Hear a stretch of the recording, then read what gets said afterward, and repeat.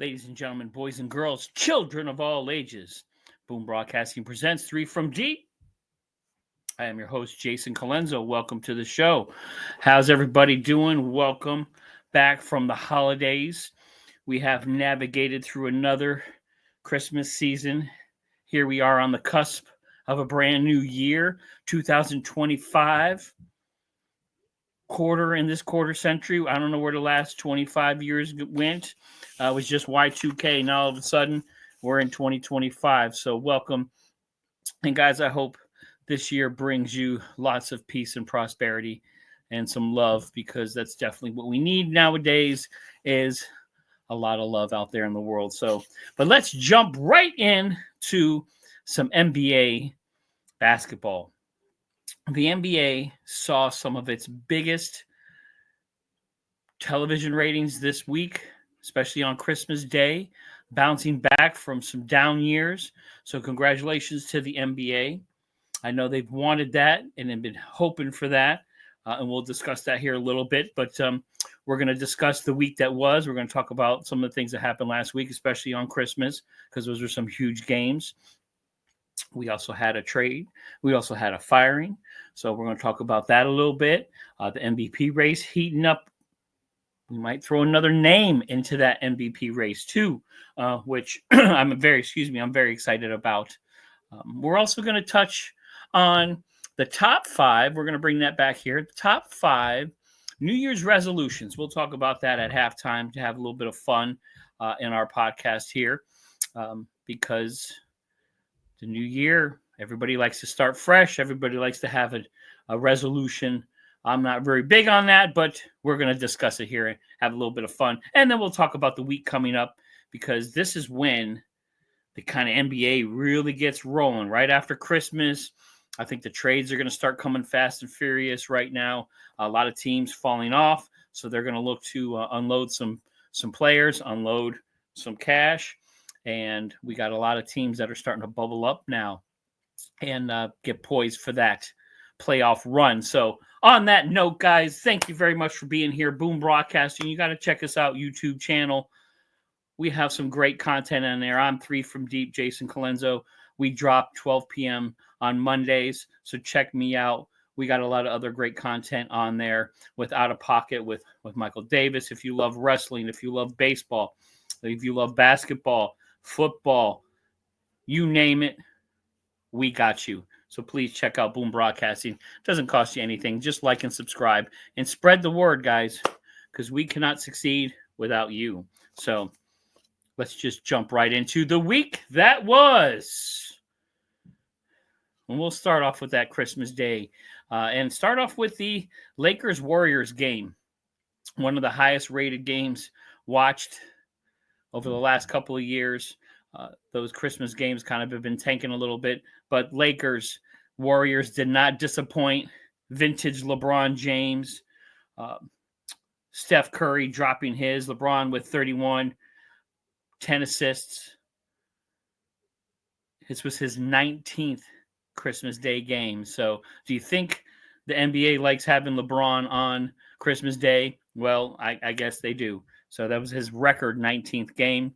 Curry, 38 points, 8 threes, and a loss. Lakers won, 115, 113. Curry, exciting fashion. Of course, Warriors scrape and try to get into the game here a little bit and try to win it. And Curry ties the game with about 7 seconds to go. And then Austin Reeves for the Lakers just kind of goes down. Slightly contested, but not really good defense from the Warriors, and sinks a two-pointer to put the Lakers ahead. And Austin Reeves with a triple-double, 26, 10, and 10, and the game-winning shot. So Merry Christmas to the Lakers. Unfortunately, the Lakers did also lose Anthony Davis, a.k.a. Street Clothes. He was lost in the first quarter, sprained his ankle. So they did all of this without Anthony Davis. And, of course, at the end, LeBron, fitting that he has his finger on the pulse in his little post-game interview, his quote, and I quote, "I love the NFL, but Christmas is our day." So LeBron James, knowing that there were some NFL games that went on Christmas Day, knowing that viewership has kind of been a little bit of a struggle and a little bit of a hot button topic for the NBA, and LeBron, in typical LeBron fashion, knowing what is going on at all times, had that little excerpt for the NFL. And it is. The NBA is known for its Christmas games. I wish the NFL would change that, do the day after, day before, whatever. But the NBA, that's their day. Give it to them. They've had it for years. Let them have it. Listen, the NBA, NFL, you guys are going to make your money. So let the NBA have their day. Let's jump in also to some of those other games. You had the Suns beat the Nuggets 110-100, and the Wolves, Anthony Edwards dropping 26, beating the Mavs, but at 105-99. But the big thing with those Mavs is Luka left with a strained left calf. So Luka, little hurt to him right now. So we got to maintain and watch that and see how that's going to affect those Mavericks. And then let's jump into the first game. My New York Knicks, Victor Wembanyama coming and visiting the Garden, did not disappoint. Very exciting game. Mikal Bridges showed up, said, no, this is my town. This is my building. Drops 41. Karl Anthony Towns did 21 and 9. Jalen Brunson 20. Hart with 12, 12 and 6. But Wembanyama dropping 42 and 18 rebounds at the Garden did not disappoint. Knicks did win 117-114. It was a close game. So very impressed with how the Spurs performed. Very impressed with how Victor Wembanyama handled the bright lights of New York City. So that's going to be great to watch. I'm excited to see Victor Wembanyama really starting to come into his own. I'd really like to see him inflict some dominance down low, getting tired of just chucking up 3-point shots, which we will touch on that here in a little bit too. But my New York Knicks with a great victory on Christmas Day. Jalen Brunson, and we'll touch a little bit on Jalen Brunson here on his other performance he had this week. We'll talk about that here in a minute. But then Friday night, nobody ever likes to lose their job, let alone on Christmas. So I don't know what the Kings are doing. I don't think they know what the Kings are doing. Fired Mike Brown. I know they have started off struggling this year, 13 and 18, 12th in the West. 12th in the West. Halfway through his third season, 5-game losing streak. You turn around and fire a guy 2 days after Christmas. That's a little foul. So, Kings, I don't know what you're doing. In 2022-2023, Mike Brown was unanimously voted Coach of the Year. Now, this is not unheard of in the NBA. This has happened plenty of times where you've had these Coach of the Year, fired either the next season or a couple of seasons after that, where you better win now or you're not going to have a job. But he was Coach of the Year in 2022-2023 after the Kings finally, after 16 seasons, finally made the playoffs, and he had these guys rolling. Tough start for the Kings this season. Look, the West is hard. I get it. But to fire a guy halfway through after giving him a contract extension to the 2026-2027 season. I don't know. I don't know why these teams do this. Mike Brown is a tenured coach. He has been in the league a long time. He's coached LeBron James. He's coached he's been on the Golden State Warriors on their coaching staff. This guy is a hell of a coach. I get it. It's tough. You got to win games. If you're not winning games, you don't have eyeballs. You don't have fans in the stands. You lose money. I get it. I know how business works, man. But who else are you going to find? There's not a lot of guys left out there. There's not a lot of guys waiting in the wings unless you go find a young up-and-coming college coach maybe. But you fire Mike Brown 2 days after Christmas, bad form, Kings, and I think that's going to come back to bite you because he was a hell of a coach. So that was disappointing on Friday. And then on Saturday, we had a little bit of a trade. Looks like D'Angelo Russell is leaving Los Angeles. D'Angelo Russell and Maxwell Lewis and 3 second-rounders are getting traded or have been traded to the Brooklyn Nets. Looks like D'Angelo Russell heading back to Brooklyn, part 2, for Dorian Finney-Smith and Shake Milton. Does this help Los Angeles? I mean, gives them a little bit of extra wing depth. Right now, Smith is hitting 44% of his threes, so gives them a little bit more of a deep threat coming off the bench. Does this truly help LeBron and the Lakers? Right now, they're 5th in the West, playing some really good basketball. But Anthony Davis, suspect. LeBron getting a little long in the tooth. Had a few little injuries. His injuries here and there popping up. Is he going to be able to sustain this whole season, especially once you start getting into the dead period of the NBA? You start talking about March, April, where the season is just dragging out and you're just trying to get to the finish line. So I don't know if this really is a huge trade for Los Angeles, but it does help. It does help them. It gives them some depth that they were looking for. I still think they're not done. I would not be surprised that if LA goes and tries to make a bigger splash, because that's what LA does. They love the splash. So, guys, let me know, comment, does this make LA a formidable team in the West?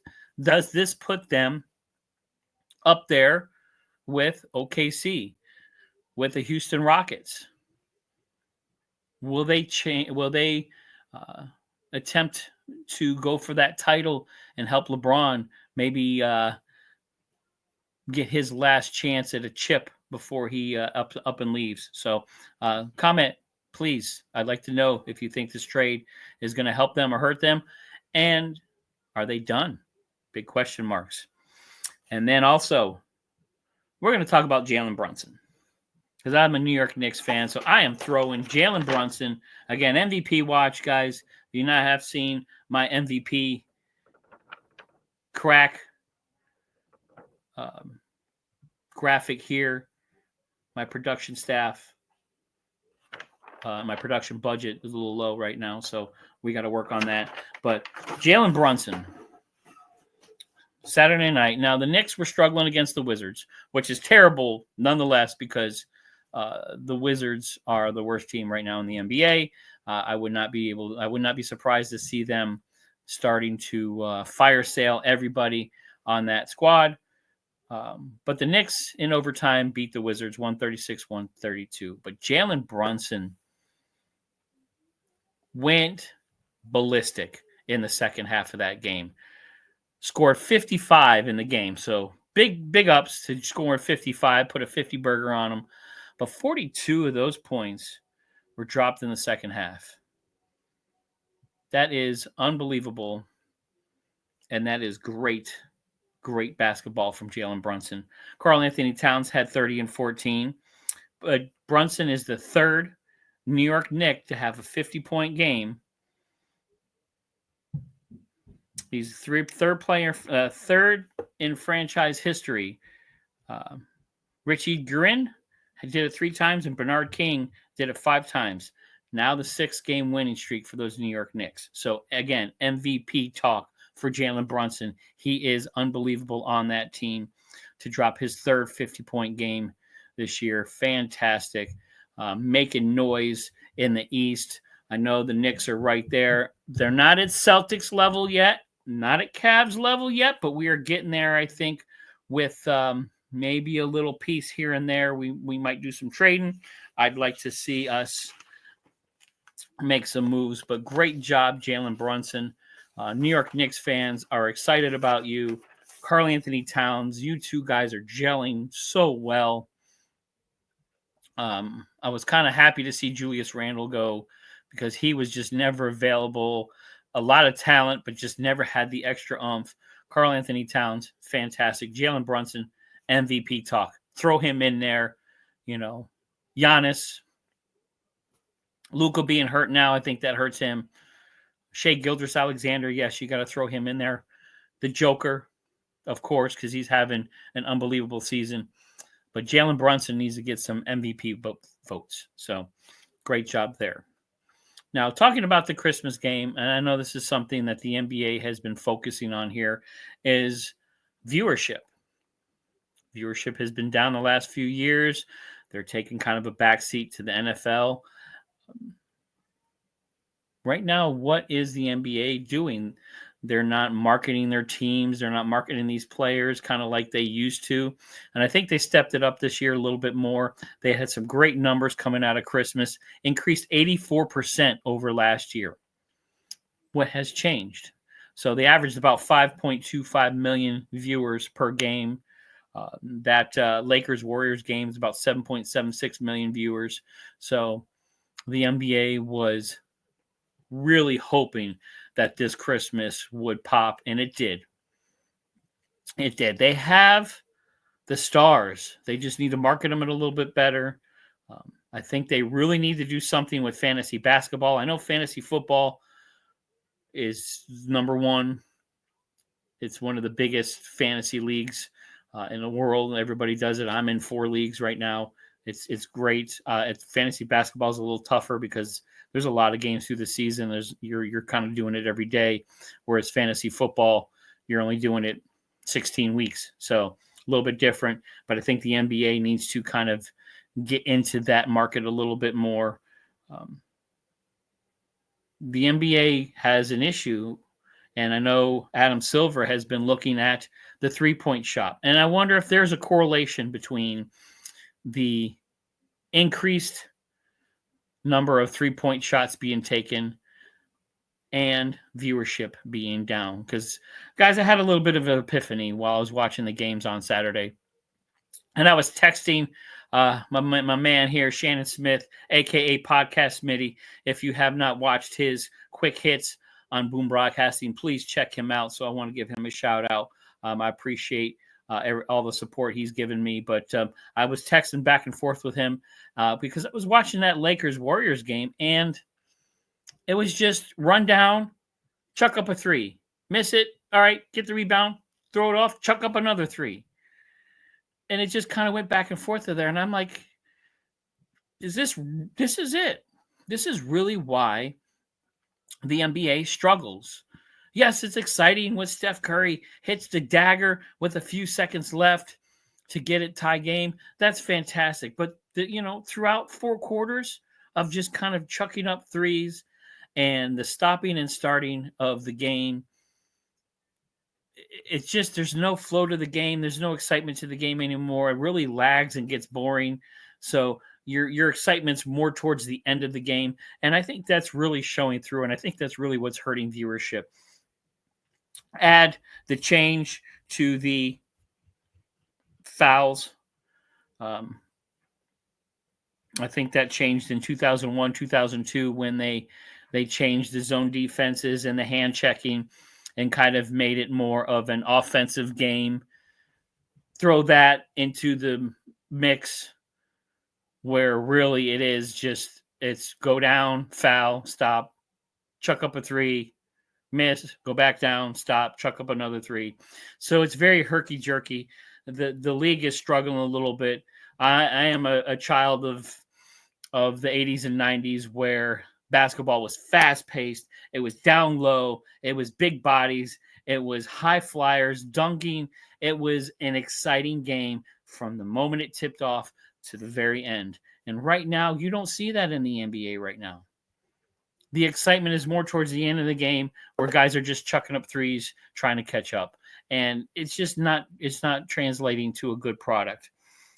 And I want to blame, unfortunately, which was weird, it's the Curry effect. Steph Curry, his rookie season was 2009, 2010. And since then, the average threes have skyrocketed.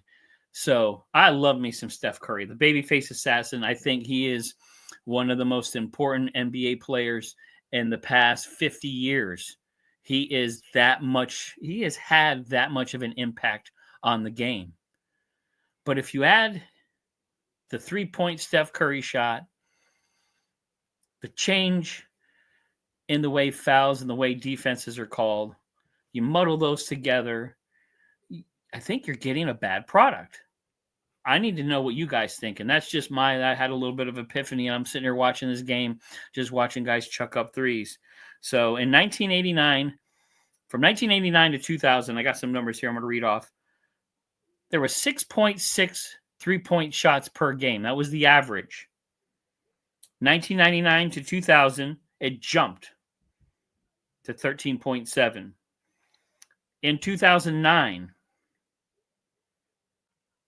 jumped again to 18.1. Here we are today. So in 2019, 2020, jumped to 34.1 3-point shots per game. And right now, as of last year, 21-22, or actually, as of last number I have here, 21-22, it was up to 35.2 shots per game. So you're getting over 30, almost 40 shots, 40 3-point shots per game. Now, some of the best teams out there maybe have a 32 to 35% 3-point rate. If you're lucky, 40%. So you're talking about a lot of missed shots. You're talking about a lot of doinks. You're talking about just a really slow, boring game where guys are just chucking up threes. And that amazed me when I sat there and I got sad because I'm like, man, did Steph Curry ruin basketball? Because right now the game is just 3-pointers. So the NBA, I really think you need to take a hard look at it. I know Adam Silver he's taking a look at the 3-point shot. Maybe it's one of those things you just got to get rid of the 3-point shot altogether. I mean, the 3-point shot was a newer thing back in the late 70s. Maybe they need to do away with it. But something needs to change. They need to change the defenses back. I think they need to bring a little more physicality back into basketball. I think they need to bring a little more playing down low and closer to the rim into basketball. I mean, what are you going to just do? You're going to do a 4-point shot and start chucking them up from half court. It's terrible. But I saw that and was watching that game on Christmas Day. And again, I just got a little sad because the 3 is killing the game of basketball and the excitement of it. So I'm curious to hear your guys' thoughts. Me rambling on about that, but let me know what you think. I appreciate it. So we're going to jump in here, take a little time out, a little halftime. Everybody has a New Year's resolution. I really don't, because I'm the kind of guy where if you want to do something, you start right there. You don't say, oh, I'm going to start this next week, or oh, I'm going to start this in a month. Nah, dude, day one, start right now. Boom. Don't wait for the new year. Don't wait for the next minute. Don't wait another hour. If you want to change something in your life, you change it now and do it and be committed to it. Because if not, you're going to quit in a week. So, but thinking of the top 5 New Year's resolutions, this was according to Statista, some of the top 5 ones out there that people, really are wanting to change here. So 2025, let's see here. Number 5, spend time with family and friends, which I can agree with that, guys. Life is short. Knock on wood, know if you're going to be here today, tomorrow. It's very scary, especially the older you get. But spend more time with your friends. Spend more time with your family. You will love yourself. You will find the joy in that. So that was number 5. Number 4 is lose weight. Said it before. If you want to change yourself, you want to change how you look, you want to change how you feel, do it right there. Don't gorge yourself and then go, okay, next week I'm gonna stop eating. No. You want to change your lifestyle, do it right there. So number 4 was lose weight. And I think that's everybody. Of course, coming out of the holiday season where you're just eating and gorging yourself with good food and tasty treats, of course, that's going to be top over there. Number 3, to go along with that, is exercise more. I do go to the gym a lot, and for years, I see it all the time. Jan 1, right after January 1, Gym will be packed. Everybody comes out of nowhere. By February 1, we're back to being status quo. It's kind of funny just to see all these people show up and then they just slowly trickle off. So you want to stay committed, be committed, guys. Start now. Stay committed. Even if you're hurting, don't feel like doing it. It's raining, it's cold, whatever. No excuses. Get up, go move, get yourself some exercise. It's kept me, knock on wood, away from the doctor. So I appreciate doing it. Number 2, eat healthier. Here we go. That goes along with kind of those 3 things. Here we come out of Christmas time, Thanksgiving, where we're gorging ourselves on some of the best food and holiday parties and everything else. So we want to eat healthier. Don't wait till Jan 1. If you want to change yourself, do it right now. So, and the number 1 New Year's resolution is to save money. This I thought was interesting because you would think stop smoking, exercise, a lot of that. You think that would be number 1. But right now, money is on everybody's mind. And the answer to every question out there is money. It's fun. It's kind of funny. We all talk about saving money, but it's tough. A lot of us live paycheck to paycheck. We like to have our fun. I have my own vices. I'm a huge Lego fan. So unfortunately, Lego gets a lot of my savings, which does not help. But I do put a lot away. I do have my savings accounts and things I try to stash and squirrel away for when I retire. And I try to teach my son how to save his money because I want to make sure he can grow up and have some good spending habits and be able to take care of himself and afford to go to college, etc. So, but the number 1 New Year's resolution, save money. That is very interesting. So, guys, give me your top 5. So, and real quick, we're just going to jump in what we got going on this week. I do appreciate you guys being here again. Boom Broadcasting, 3 from Deep, Mondays at 12. Monday, we got some big games coming up. Knicks versus the Wiz again. Can Brunson drop another 55? Cavs versus the Warriors. It's going to be interesting. Warriors falling off. 10th in the West now. Some trouble there. The Warriors' woes not going away. Tuesday, Bucks Pacers. Bucks, after winning that Emirates Cup, still on the rise a little bit. Giannis rising up in the MVP voting. Can the Bucks stay hot here after the holiday break? You got the Clips versus the Spurs. T-Wolves versus the Thunder. Cavs versus the Lakers. That's going to be interesting. Cavs coming home to LeBron. And then Grizzlies versus Suns. Then Wednesday, Jazz come visit the Knicks. Mavs versus the Rockets. Rockets, man. If they get somebody else and they start making some moves, you watch out for those Rockets, man. They are playing some good basketball. Hawks versus Nuggets.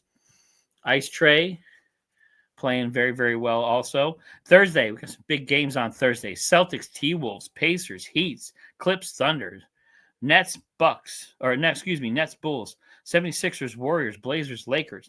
And then Friday, we got a lot of test games. We got some really big matchups on Friday, man. Knicks versus Thunder. I am excited about that. So that number 1 team in the West, I want to see Jalen Brunson go against those guys. Celtics versus the Rockets. Can those Celtics and their dominance in the East translate over to the West? That's going to be an interesting test. Cavs versus the Mavs. Man, I want to see Luka get back, man, because I do not like seeing the NBA without Luka Doncic in it. Spurs versus the Nuggets. Wembanyama. I want to see them Spurs start doing something. Grizz versus the Kings, and then Hawks versus the Lakers. And then Saturday, we got Suns, Pacers, Knicks against the Bulls, a little 90s action there. A little throwback with the Knicks versus the Bulls. Michael Jordan has broken many hearts, and being a Knicks fan, between him and Houston, they've broken enough of my heart. And then Grizzlies versus the Warriors and Hawks versus the Clippers. Guys, I appreciate it. This has been 3 from Deep. Please like, comment, subscribe, everything. Jump on Boom Broadcasting. We got a lot of great content out there, guys. I appreciate you watching. I thank you all for the love and support. Spread the word. If you want to see me talk about something different, shoot me a comment. Shoot me a message. I want to hear from you because that's why I'm here. I am here for you guys. So thank you very much. Everybody, Happy New Year. Let's start out 2025 with a bang, and we'll talk to you later. Peace.